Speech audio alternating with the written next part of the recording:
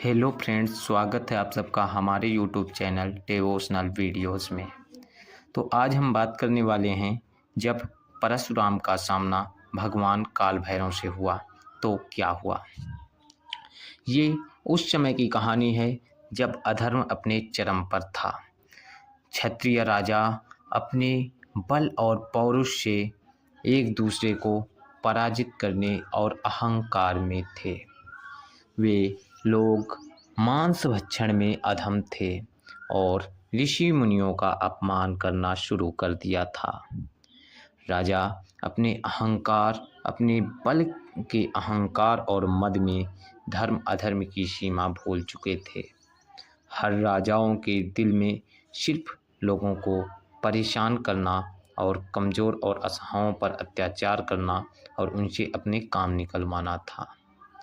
तब जाकर भगवान विष्णु का छठा अवतार परशुराम प्रकट हुआ।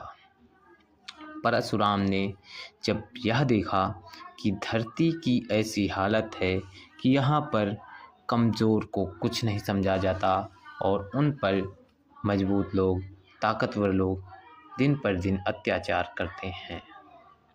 परशुराम को यह तनिक भी अच्छा ना लगा और उन्होंने युद्ध का डंका बजा दिया।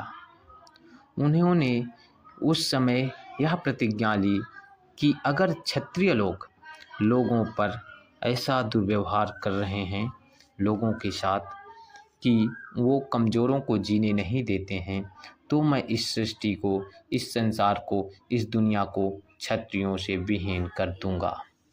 और युद्ध का ऐलान कर दिया। युद्ध के मैदान में परशुराम और राजाओं का युद्ध शुरू हुआ। युद्ध बहुत ही भयानक और प्रलयकारी था। युद्ध में उन्होंने क्षत्रिय राजाओं को हराया और एक दो बार नहीं, बल्कि उन्होंने इस धरती को 21 बार क्षत्रियों से विहीन कर दिया। सभी देव दानव आश्चर्यचकित थे, यह कैसी शक्ति है। और जब 21 बार परशुराम ने इस सृष्टि को क्षत्रिय विहीन कर दिया, तब जाकर परशुराम के हृदय में फिर अहंकार ने अपना बीज बो दिया। उनका अहंकार में यह हुआ कि मुझसे बड़ा योद्धा इस संसार में कोई नहीं है। परशुराम ने सोचा, मैं अजेय हूँ, मुझे इस संसार में कोई भी पराजित नहीं कर सकता और मेरा इस संसार के हर उस चीज़ में हक है जिसका हक सबके पास नहीं है। तब उन्होंने शिव धनुष, जो भगवान शिव जी ने परशुराम को दिया था कि यह बाद में राम काम में काम आएगा, उस शिव धनुष को लेकर उस पर तरकस चढ़ाने की सोची और उस शिव धनुष को लेकर वो काशी की ओर चल दिए।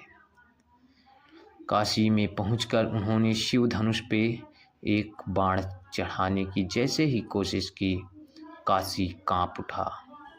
बिजलियां कड़कने लगी आसमान पर और सामने प्रकट हुए भगवान शिव का रौद्र रूप काल भैरव।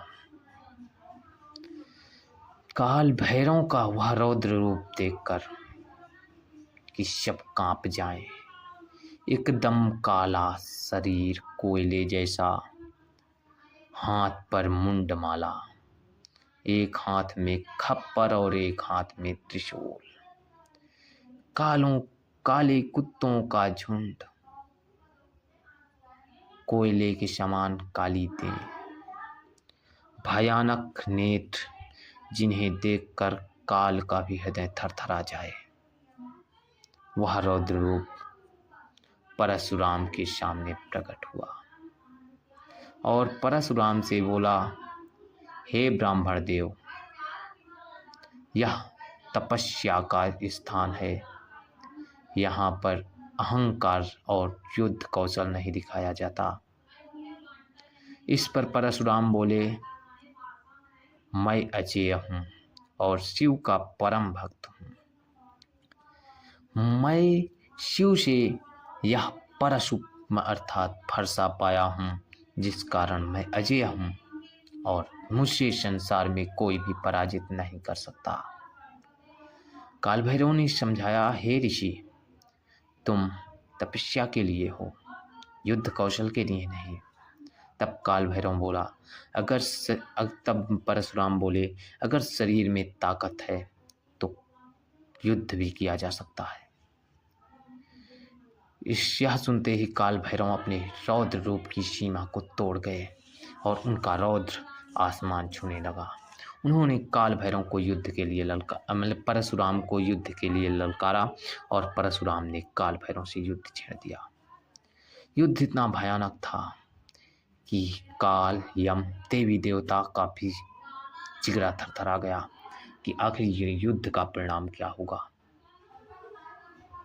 काल भैरव और परशुराम का युद्ध बहुत भयानक चलता रहा और 700 वर्षों तक उन्होंने युद्ध लड़ा और अंत में काल भैरव ने उसको युद्ध में अपनी कौशल दिखाई। परशुराम अपने सारे अस्त्र शस्त्र काल भैरव पर चला रहे थे, लेकिन काल भैरव पर उन अस्त्र शस्त्रों का कोई प्रभाव नहीं था। वो काल के समान हर अस्त्र शस्त्र को काटते जा रहे थे और अंत में परशुराम को जमीन पर गिराकर मूर्छित कर दिया।